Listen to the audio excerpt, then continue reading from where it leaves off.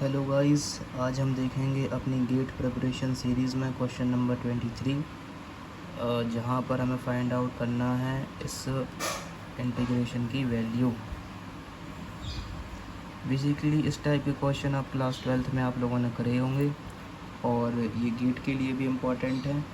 और ये एक प्रीवियस ईयर क्वेश्चन है जो कि 2017 में 2 नंबर के लिए सिविल इंजीनियर के पेपर में गेट के लिए पूछा गया था। तो चलिए इस क्वेश्चन को सॉल्व करते हैं। इस प्रकार के क्वेश्चन को सॉल्व करने के लिए आपको स्क्रीन पर दिखाई दे रहे जितने भी ये फॉर्मूले हैं इनको आपको मालूम होना चाहिए।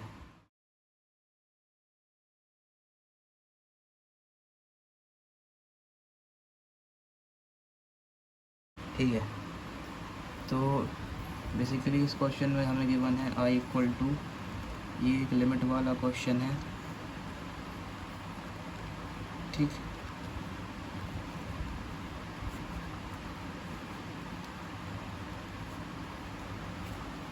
यहाँ पर जो हमारा पहला स्टेप होगा वहाँ पर हम एज्यूम करेंगे let sine inverse x equal to t।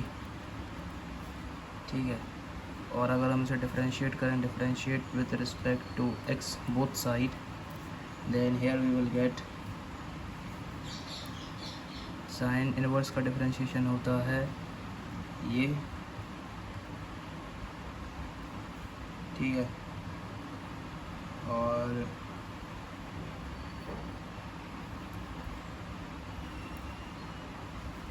यहाँ बेसिकली हम डिफरेंशिएट ही करेंगे बहुत तरफ, उसका हो जाएगा ये।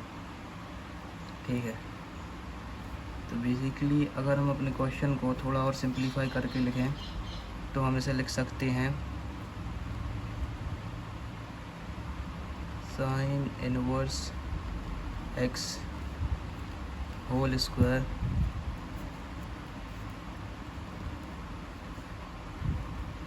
ठीक है, मतलब बात तो वही है, बस थोड़ा सा हमने अलग करके लिख दिया है, एक ही चीज़ दोनों।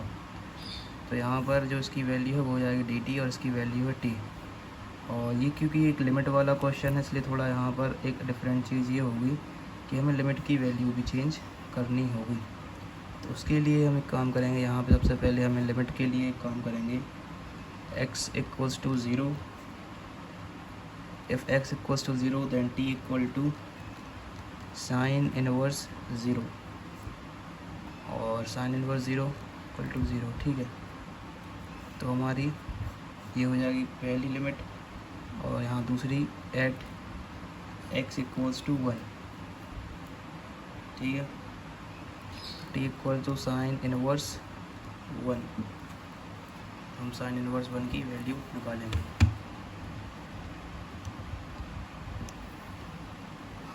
और 90 मतलब π/2 भी हम इसको लिख सकते हैं। ठीक है, तो यहाँ पर हम सभी वैल्यू को करेंगे सब्स्टिट्यूट, यानी हमारा जो इंटीग्रेशन है वो हो जाएगा नई लिमिट के साथ 0 से लेके π/2, और साइन इनवर्स x को हमने लिखा था t, और साइन इनवर्स x का स्क्वायर है तो यहाँ पर भी t स्क्वायर, और ये हो जाएगा dt। ठीक है, तो ये तो बेसिकली सिंपल हो जाएगा। ठीक है, t प्लस 1 यानी ऊपर हो जाएगा 3 और नीचे भी 3। ठीक, यहाँ π/2 है। ठीक है, यहाँ 0 है, upper limit minus lower limit. तो यहाँ पर हम सबसे पहले पुट करेंगे अपर लिमिट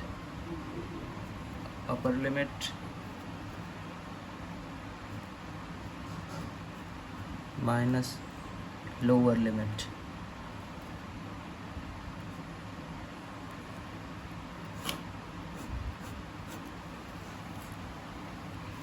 यहाँ पे अल्टीमेटली हमें मिलने वाला है π/3, 3 का क्यूब हो जाएगा यहाँ पर 33993 27, और ये तो हो जाएगा 0, बाकी यहाँ पर रहेगा 3/1, और ये तो पूरा टर्म हो जाएगा 0।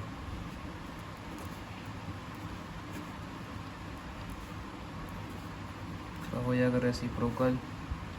ठीक है, यहाँ पर भी क्यूब ही लगेगा। ठीक, सॉरी यहाँ पर π/2 था बेसिकली। π/2 का अगर क्यूब करें तो 4 4 2 8, तो यहाँ पर 8 आएगा। ठीक है, तो अल्टीमेटली जो फाइनल आंसर होगा वो हो जाएगा 8 3 ज़ा 24, π³/24। तो इस प्रकार के क्वेश्चन भी गेट में पूछे जाते हैं। और ये है हमारा अगला क्वेश्चन, क्वेश्चन नंबर 24, जहाँ पर अगेन हमें एक इंटीग्रेशन का क्वेश्चन है और इसमें भी लिमिट है। तो चलिए इसको भी हम सॉल्व करते हैं। ठीक है, तो यहाँ पर हम अगेन अज्यूम करेंगे लेट 1/x = t। ठीक है, और इसे हम कर देंगे डिफरेंशिएट बोथ साइड। ठीक है, तो ये है x इनवर्स। ठीक है, तो n x n-1 dx = dt।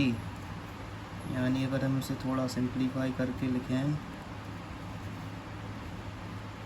dt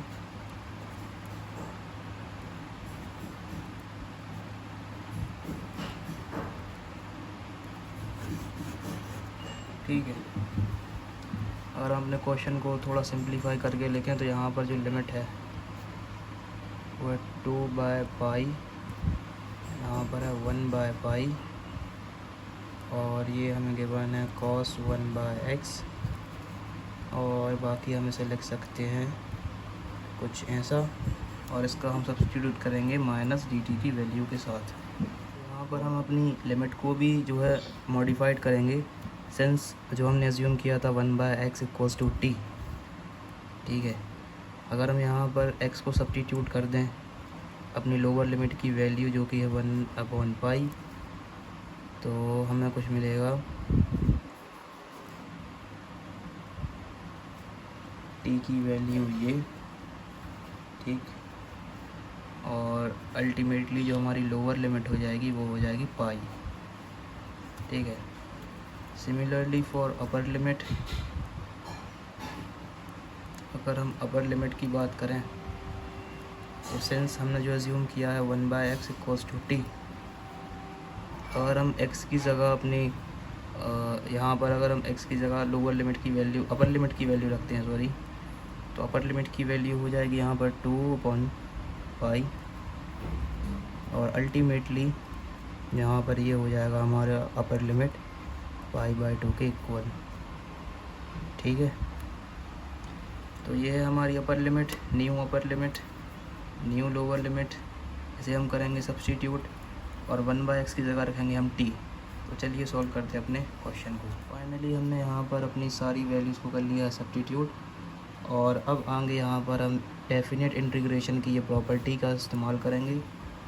तो यहाँ पर जो हमारी i की वैल्यू हो जाएगी वो हो जाएगी, बेसिकली इस प्रॉपर्टी के थ्रू हम जो है लिमिट को हमें इंटरचेंज करना होगा, यानी अपर लिमिट बन जाएगी लोअर लिमिट, और लोअर लिमिट हो जाएगी अपर लिमिट, और माइनस साइन हट जाएगा। ठीक है,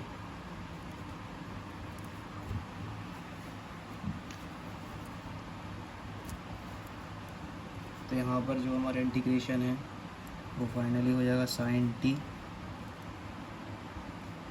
ठीक, ये हमारी अपर लिमिट, ये लोअर लिमिट, तो हम वैल्यू पुट करेंगे upper limit minus lower limit. तो यहाँ पर अगर हम देखें sin 180 की वैल्यू होती है 0 और sin 90 की वैल्यू होती है 1, तो अल्टीमेटली हमारा आंसर हो जाएगा -1। इस क्वेश्चन के लिए है हमारा आंसर।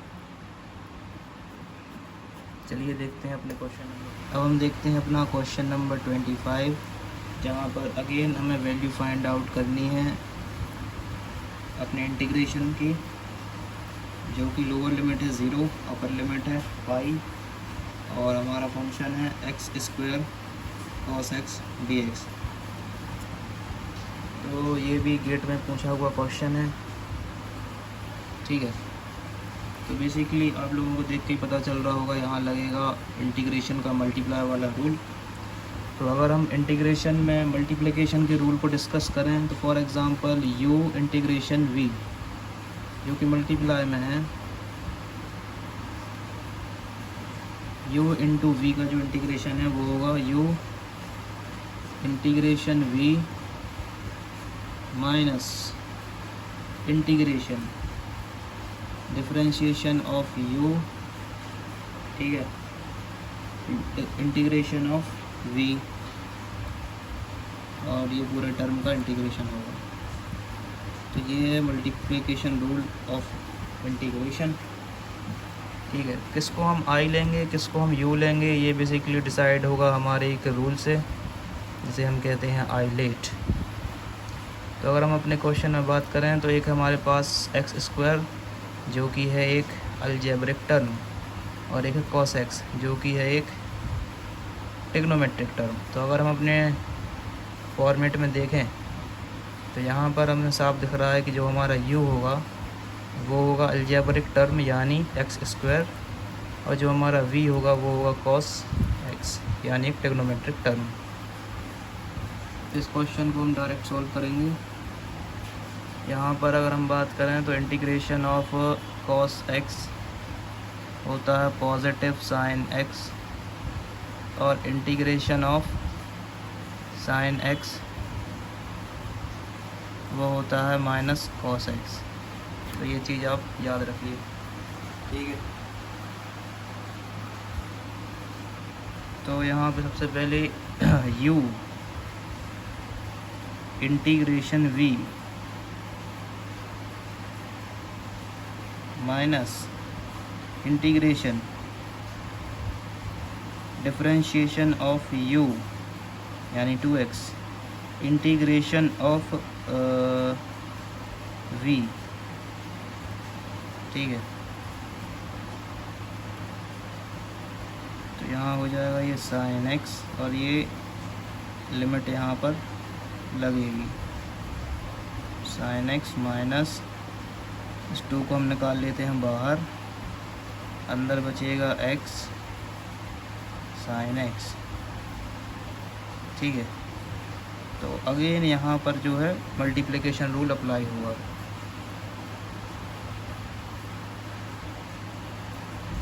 साइन एक्स 2 को हमने वैसे ही बाहर निकाल लिया था, और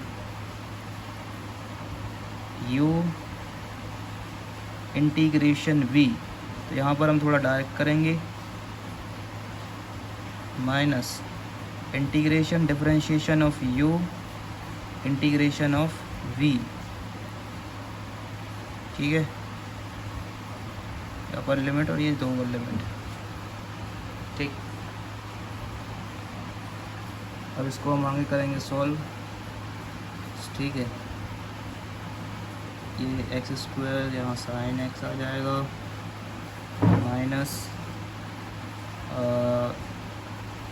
माइनस 2, और ये वाला ब्रैकेट ये माइनस एक्स कॉस एक्स, ये इस माइनस को हम भेज देंगे बाहर, ये हो जाएगा प्लस, ठीक है। इंटीग्रेशन में अकेला रहेगा कॉस एक्स यानी हो जाएगा साइन एक्स, ठीक है।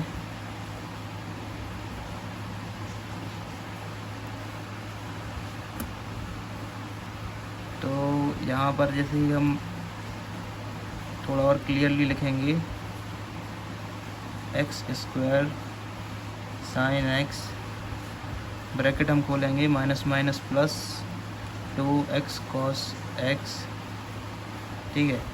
ये -2 ये -2 साइन एक्स, ठीक है। ये हमारी अपर लिमिट, ये लोअर लिमिट। अब हम अपर लिमिट और लोअर लिमिट को करेंगे यहाँ पर पुट। तो अगर हम अपर लिमिट को पुट करते हैं, ठीक है, तो अपर लिमिट में अगर पाई है तो साइन 180 0, पहला टर्म तो होगा 0 क्योंकि साइन पाई की वैल्यू होती है 0, ठीक है। और कॉस 180 की वैल्यू है -1 जहाँ तक, हाँ, तो -2 पाई, ठीक है। माइनस इसलिए क्योंकि इसकी वैल्यू हो जाएगी -1 और x की जगह पर हम रख रहे हैं यहाँ पे पाई, ठीक है। अगेन यहाँ साइन है, तो साइन 180 की वैल्यू होती है 0।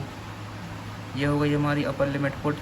ये करेंगे हम सेकंड लिमिट पुट जो कि है 0, तो यहाँ पर तो हो जाएगा पहला टर्म 0, दूसरा टर्म भी 0 और साइन 0 की वैल्यू भी 0, तो दूसरा टर्म तो पूरी तरह से एलिमिनेट हो गया, ठीक है। तो यहाँ फाइनल आंसर होगा -2 पाई। तो ये हमारे क्वेश्चन का फाइनल आंसर। और इसी के साथ हम देखते हैं अपना क्वेश्चन नंबर 26। चलिए देखते हैं अपने क्वेश्चन नंबर 26, जहाँ पर हमें बताना है order of the following differential equation. तो अगर हम बात करें ऑर्डर की किसी भी डिफरेंशियल इक्वेशन के लिए, तो ऑर्डर होता है the highest order of derivative, ठीक है। जैसे अगर हम इस केस की बात करें तो यहाँ पर हाईएस्ट ऑर्डर है 3, तो इसका आंसर हो जाएगा 3। और एक और टर्म यहाँ पर यूज़ होता है डिग्री। तो degree basically the power of highest order derivative, हमारे हाईएस्ट और डेरिवेटिव की जो पावर है। तो बेसिकली यहाँ पर जो ऑर्डर है वो है 3, और अगर हम पावर की डिग्री की बात करें तो वो होती है यहाँ पर 1, क्योंकि इसकी जो डिग्री है वो है 1। और ये हमारा क्वेश्चन नंबर 25, जहाँ पर हमें सॉल्व करना है अपनी इस डिफरेंशियल इक्वेशन को। तो चलिए इसको हम सॉल्व करते हैं। सबसे पहले इसे हम थोड़ा सिंप्लीफाई कर लिखेंगे। आपको बेसिकली एक बात तो पता होगी कि अगर बेस सेम है तो पावर हो जाती है ऐड। अगर मल्टीप्लाई में अगर कुछ ऐसी कंडीशन बनती है तो पावर हो जाएगी ऐड। तो यहाँ है -y की पावर, तो ये कुछ ऐसा हो जाएगा। अगर हम इसे थोड़ा और सिंप्लीफाई कर लिखें, क्योंकि यहाँ पर एक इन्वर्स में पावर है, तो इसे हम लिख सकते हैं ऐसा, ठीक है। तो अल्टीमेटली हम एक काम करेंगे, इस टर्म को भेजेंगे इस तरफ,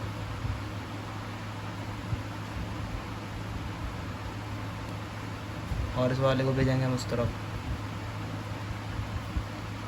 यहाँ हम कर देंगे इंटीग्रेट बोथ साइड, ठीक है।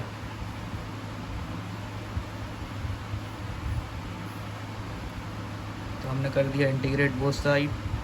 तो हमें यहाँ पर मिलने वाला है, यहाँ पर तो ई वाई रहेगा, और ये एक्स, तो हमें मिलेगा कुछ ये, और प्लस में एक सी लगा दो कांस्टेंट, ठीक है। अब हम काम करते हैं, मल्टीप्लाई लॉग बोथ साइड। तो लॉग ई वाई, ठीक है, लॉग ई एक्स। अगर हम बात करें यहाँ पर एक प्रॉपर्टी अप्लाई होगी लॉग की, लॉग एम की पावर एन, तो एन आ जाएगा आगे लॉग एम। तो उसकी पावर अगर y है तो ये y चला जाएगा, यहाँ पर बचेगा लॉग ई, और लॉग ई की वैल्यू होती है 1। तो अल्टीमेटली यहाँ बचने वाला है हमारे पास y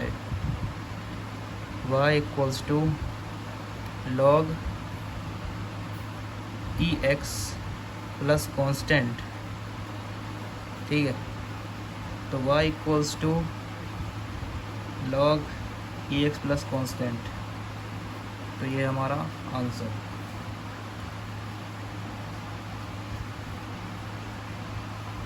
और ये क्वेश्चन बेसिकली गेट में आ जाते हैं, और ये क्वेश्चन भी एक प्रीवियस ईयर क्वेश्चन है जो कि सिविल इंजीनियर के पेपर में गेट के लिए पूछा गया था 2025 में, वो भी 2 मार्क्स के लिए।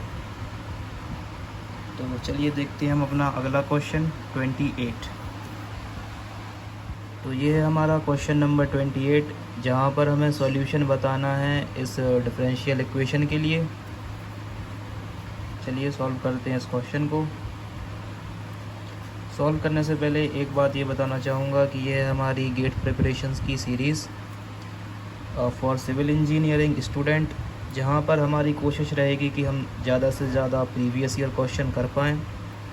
और एक बात ये कि इस सीरीज़ में जो हमारा मेन टारगेट रहेगा वो रहेंगे प्रीवियस ईयर के बेसिक्स क्वेश्चंस, मतलब हम ज़्यादा डीप में नहीं जाएंगे इस सीरीज़ में। तो फ़िलहाल जो हमारा ये है डिफरेंशियल इक्वेशन, हमें बताना है इसका सॉल्यूशन। तो जैसा कि हमने प्रीवियस वाला क्वेश्चन किया था, तो ये वाला क्वेश्चन वैसा सॉल्व नहीं होने वाला, समझे, क्योंकि यहाँ पर हमें एक पैटर्न पकड़ना होगा। डिफरेंशियल इक्वेशन में अगर हमारा डिफरेंशियल इक्वेशन कुछ इस पैटर्न में होगा, ठीक है, अगर हम इस चीज़ को और अपने क्वेश्चन को थोड़ा कंपेयर करें तो हम ये बात जानेंगे कि हमारा जो क्वेश्चन है वो इसी पैटर्न पर है, हमारा क्वेश्चन इसी पैटर्न पर बेस्ड है। और अगर हम इन दोनों को कंपेयर करते हैं तो हमें यहाँ पर साफ दिख जाएगा कि जो हमारा P डैश है उसकी वैल्यू है 1/x और जो हमारा Q डैश है उसकी वैल्यू है 1, ठीक है। तो अगर कोई भी क्वेश्चन का पैटर्न अगर ये होता है तो इस चीज़ के लिए जो हमारा सॉल्यूशन होता है वो होता है y equals to solution for this types of question वो होगा y into IF integration factor equals to integration, यहाँ पर अंदर होगा Q डैश और यहाँ होगा मल्टीप्लिकेशन इंटीग्रेटिंग फैक्टर के साथ, और यहाँ आ जाएगा हमारा कांस्टेंट। तो ये होता है बेसिकली हमारा सॉल्यूशन इस टाइप के क्वेश्चंस के लिए, ठीक है, जहाँ पर y into IF equals to integration Q dash IF और प्लस में कांस्टेंट। तो अगर हम बात करें IF यानी इंटीग्रेटिंग फैक्टर की, तो उसे हम निकालेंगे इस फॉर्मूले से P डैश dx। तो हम अपने क्वेश्चंस के लिए अगर IF निकालें, P डैश की वैल्यू है यहाँ पर 1/x, ठीक है, बेसिकली यहाँ पर है माइनस आएगा, यहाँ पर है ना,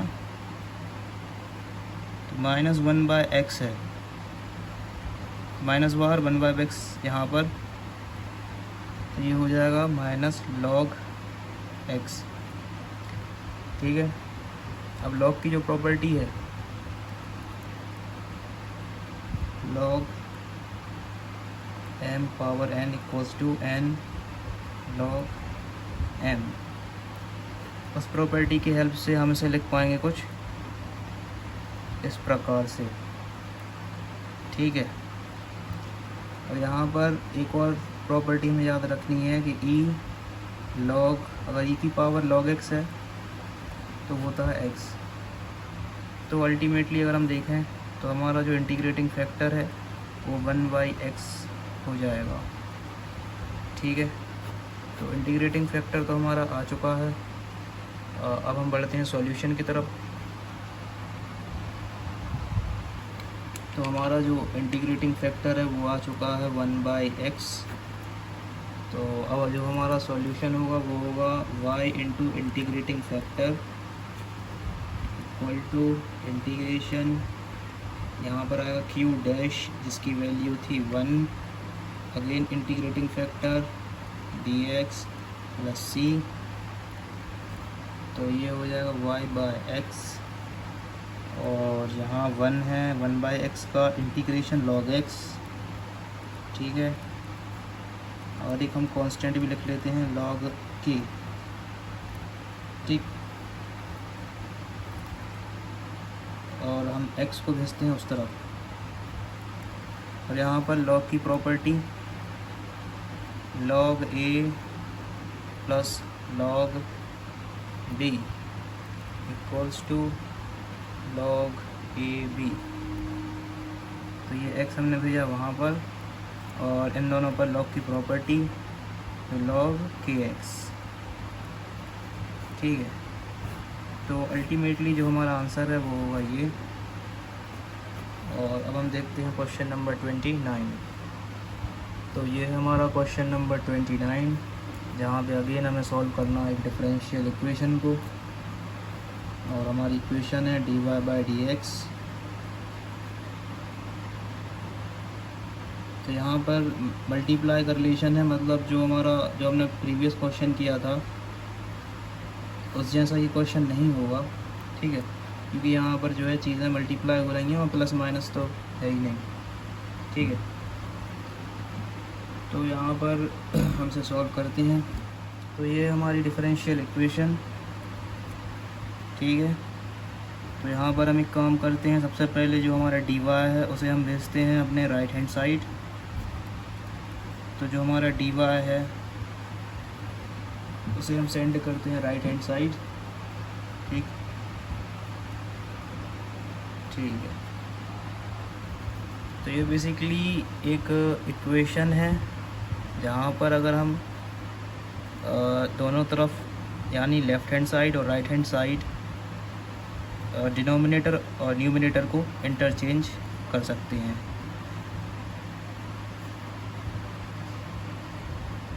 तो हम दोनों साइड वहीं करेंगे। ठीक है, और यहाँ पर हम इंटीग्रेट कर देंगे बोथ साइड। इंटीग्रेट करेंगे हम बोथ साइड, तो इंटीग्रेशन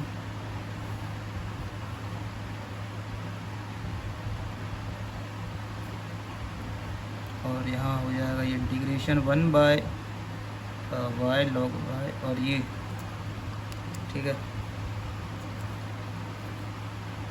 इसका तो बेसिकली सिंपल है, यहाँ आएगा y और इसको थोड़ा सा सॉल्व करेंगे हम अलग से।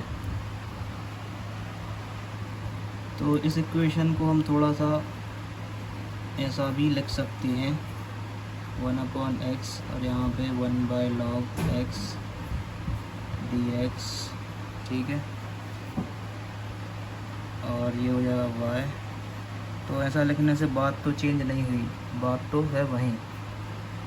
अब हम एक काम करेंगे, जो हमारा log x है से हम करेंगे लेट इक्वल टू t और डिफरेंशिएट बोथ साइड। ठीक है, डिफरेंशिएट बोथ साइड। तो log x का डिफरेंशिएशन हो जाएगा 1/x और ये dx और ये dt। ठीक है, तो हम वैल्यू करेंगे हम अपनी सब्स्टिट्यूट। log x को हमने माना था t, तो log x की जगह पे आएगा t और 1/x और dx की जगह पर आ जाएगा dt और ये तो है y। ठीक, और हमसे करते हैं सॉल्व log t। ये हो जाएगा y, क्योंकि यहाँ पर जो इंटीग्रेशन हमने किया है वहाँ पर आया log t, इसलिए हमें log k भी लिखना होगा। तो उसे हम थोड़ा सा ऐसे ना लिखकर हम इसे लिखेंगे log t।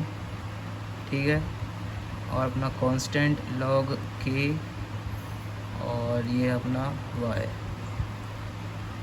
ठीक है, सिंस जो एक प्रॉपर्टी है log के साथ log a plus log b is equals to log ab।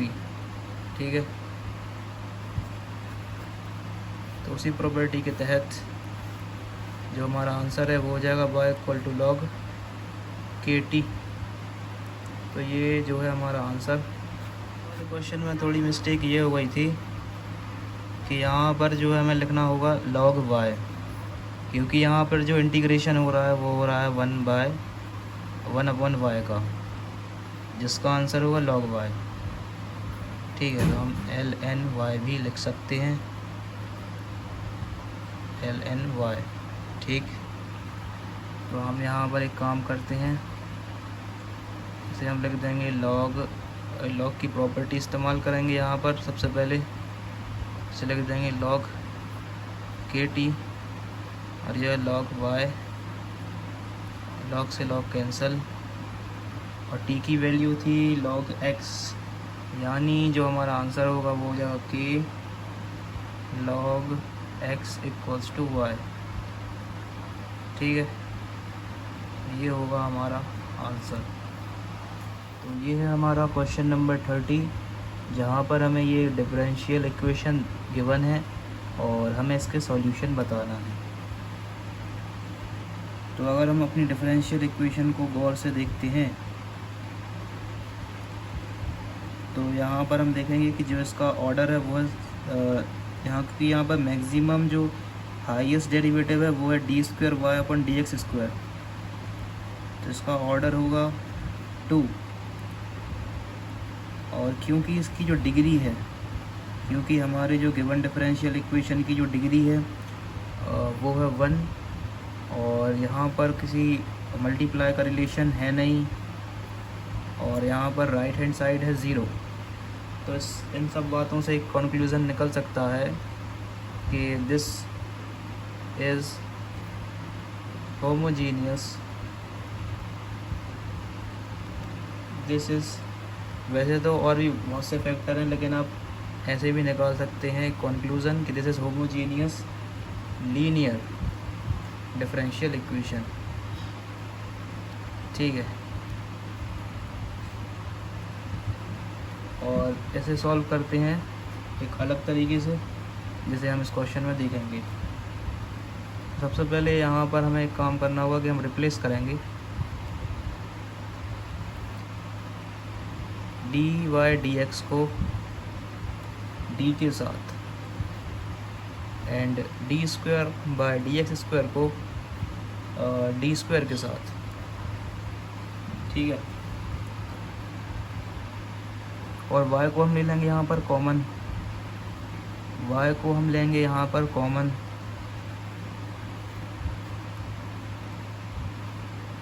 ठीक है,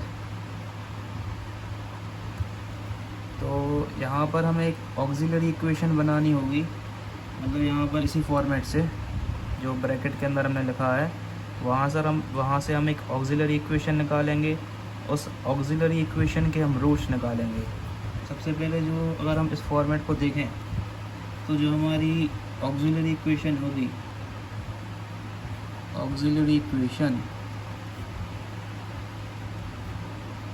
वो हो जाएगी M square plus M minus 6 equals to 0। अब इसके हम निकालेंगे रूट्स। ठीक है, तो यहाँ पर हम सबसे पहले निकालते हैं रूट्स।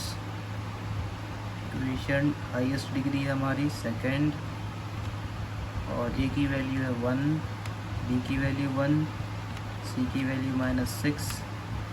तो पहला जो हमारा रूट्स होगा वो हो जाएगा यहाँ पर, और ये x2 -3।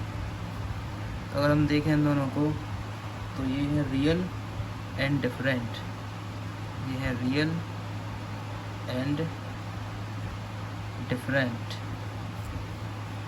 क्योंकि हमारे जो रूट्स हैं वो रियल और डिफरेंट हैं, इसलिए जो हमारा कॉम्प्लीमेंट्री फैक्टर यानी CF है उसकी वैल्यू हो जाएगी C1 e की power -3x plus C2 e की पावर 2x। और क्योंकि ये इक्वेशन जो है हमारी वो होमोजीनियस है, इसलिए जो हमारा PI की वैल्यू है वो हो जाएगी 0। और यहाँ पर अगर हम बात करें कंप्लीट सॉल्यूशन की, ठीक है, तो जो हमारा गिवन क्वेश्चन है अगर उसके हम कंप्लीट सॉल्यूशन की बात करते हैं, कंप्लीट सॉल्यूशन वो हो सकता है y = CF प्लस पी आई। ठीक है, पी आई की वैल्यू है 0 और सी एफ की वैल्यू आई थी अपनी C1 e⁻³ plus C2 e⁻²x। और ये है हमारा ऑप्शन नंबर -2E सी।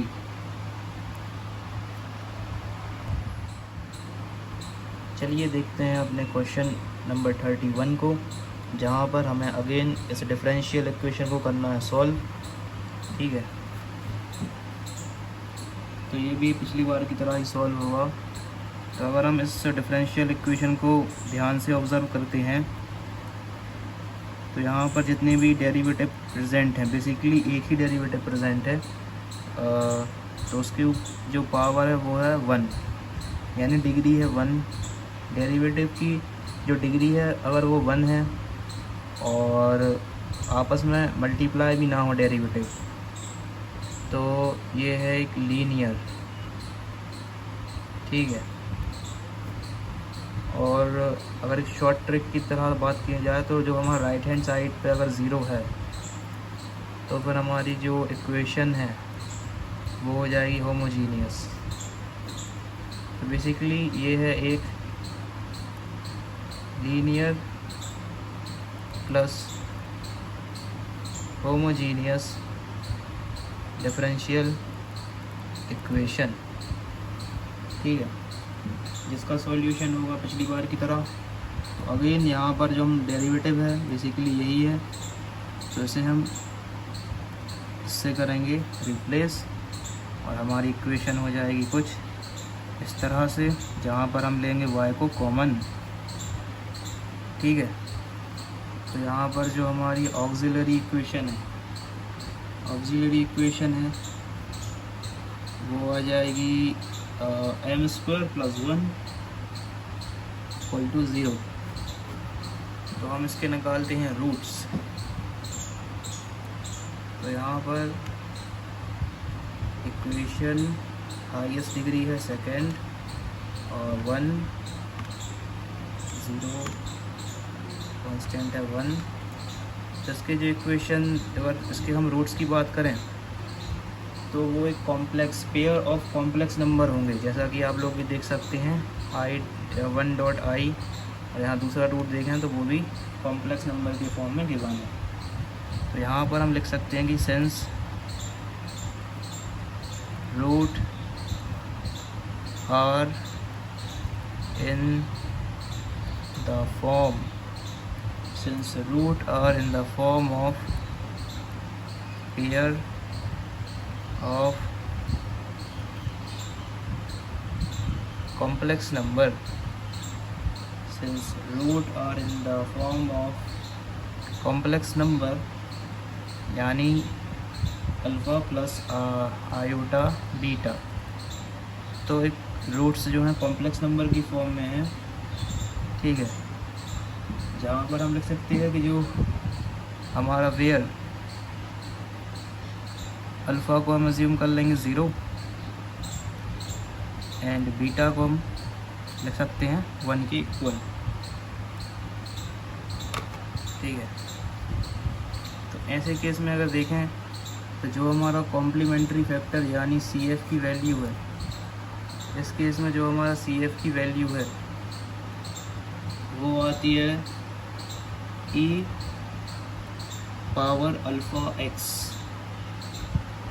और यहाँ हम अंदर लिखेंगे ब्रैकेट में C1 cos βx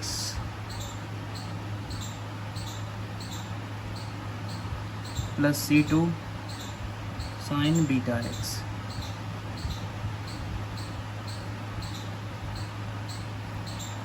तो ये है हमारा CF complementary factor.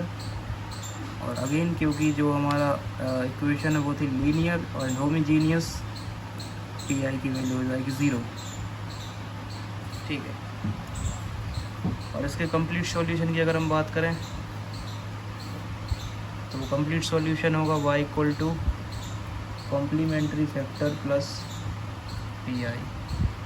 Since P I की वैल्यू है 0 और इस जगह पर हम वैल्यूज़ को पुट करते हैं CF की जगह पर, तो अल्फ़ा की वैल्यू आई है 0, ई की पावर 0 मतलब वो हो जाएगा 1।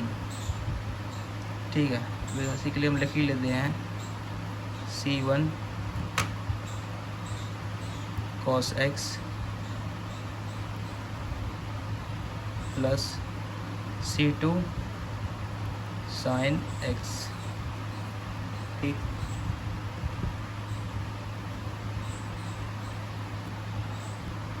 इसकी वैल्यू तो हो जाएगी 1 और C1 एंड C2 तो है कांस्टेंट। ठीक है, क्योंकि ऑप्शन में C1 एंड C2 तो गिवन नहीं है, तो हम कांस्टेंट की जगह पे हम लिख सकते हैं P। C1 की जगह पर हम लिख दे रहे हैं P cos x plus C2 की जगह पर हम लिखते हैं Q sin x। ठीक है, जहाँ पर P भी एक कांस्टेंट है और Q भी एक कांस्टेंट है, तो ऑप्शन नंबर ए होगा हमारा करेक्ट आंसर।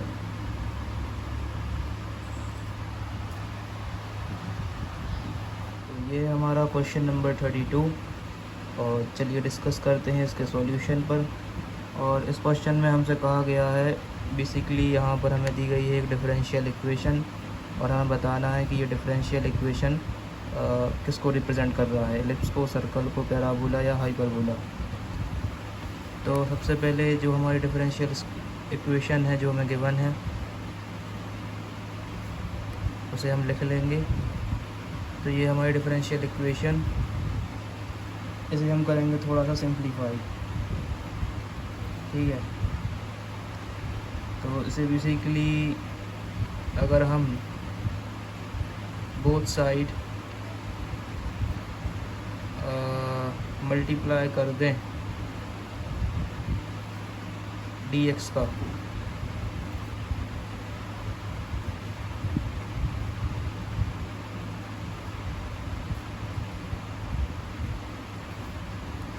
तो हमारे सामने कुछ ऐसी तस्वीर आएगी। ठीक है, तो यहाँ पर इंडिविजुअली मल्टीप्लाई करना होगा हमें, क्योंकि ये है प्लस में, तो dx इसके साथ भी मल्टीप्लाई होगा और dx इसके साथ भी हो जाएगा। यहाँ 0 0, तो dx से dx कैंसिल। ठीक है, अब जो फाइनली जो हमारे पास इक्वेशन बनेगी वो होगी 3y dy plus 2x dx equal to 0। अब इस चीज़ को हम कर देंगे इंटीग्रेट। ठीक है, तो ये हो जाएगा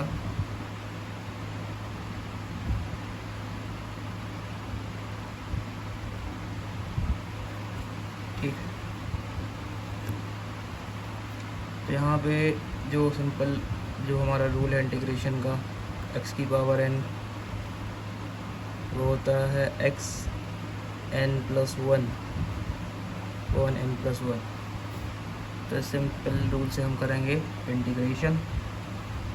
तो यहाँ पर बचेगा y² 2 और यहाँ बचेगा 2x² 2, और जो भी कांस्टेंट आएगा उसे हम यहाँ ले जाएंगे। ठीक है, और यहाँ पर हम एक काम करते हैं, 2 तो है कॉमन ले लेंगे 2 को,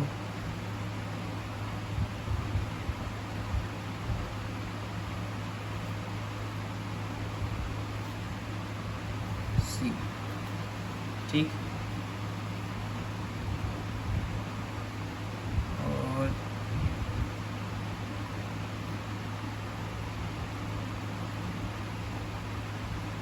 ठीक, तो देखा जाए तो ये जो इक्वेशन है ये रिप्रेजेंट कर रहा है हमारी एलिप्स को। This equation represent ellipse 2x² plus 3y² equals to constant. तो option number A is the correct answer. चलिए देखते हैं क्वेश्चन नंबर 33। और आज तो ये है हमारा क्वेश्चन नंबर 33 और आज की वीडियो का लास्ट क्वेश्चन, जहाँ पर अगेन हमें एक इंटीग्रेशन क्वेश्चन को सॉल्व करेंगे।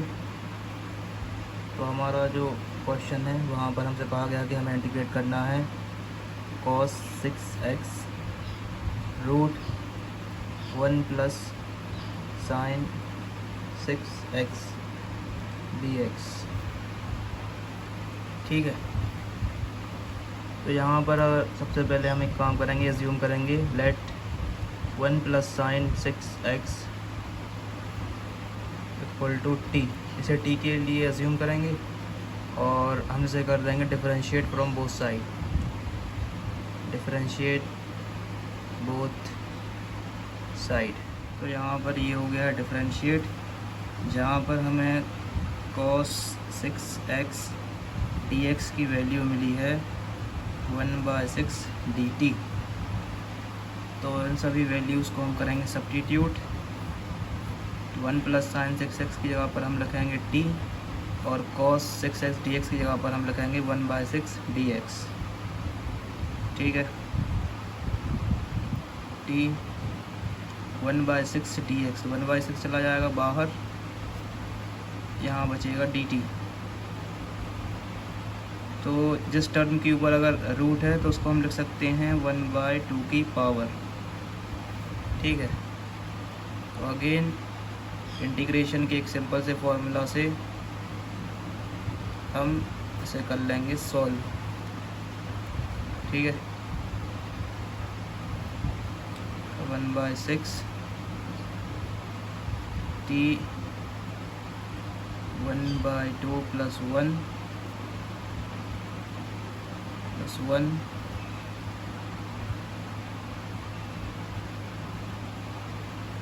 अंदर हो जाएगा, ये हो जाएगा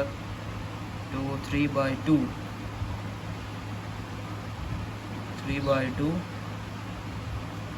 और यहाँ पर भी 3/2। और इसे अगर हम थोड़ा सिंप्लीफाई करके लिखें तो यहाँ पर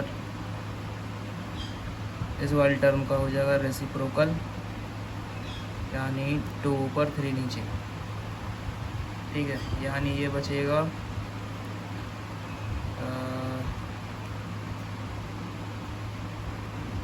3/2, यहाँ पर 2 और 6 × 3 और 2 से 1 कैंसिल, 3/2 9। ठीक है, तो हम t की वैल्यू कर देंगे वापस सब्स्टिट्यूट, जो कि है 1 प्लस साइन 6x 1/9। t की वैल्यू है 1 प्लस साइन और t की पावर थी 3/2। और यहाँ पर हम लगा देते हैं कांस्टेंट, क्योंकि हमने करा इंटीग्रेशन। तो ये है हमारा फाइनल आंसर। इंटीग्रेशन के बहुत टाइप के क्वेश्चन होते हैं, और जो कि 12th में भी बहुत सारे थे, और ये गेट के पॉइंट ऑफ व्यू से भी बहुत इम्पोर्टेंट क्वेश्चन है।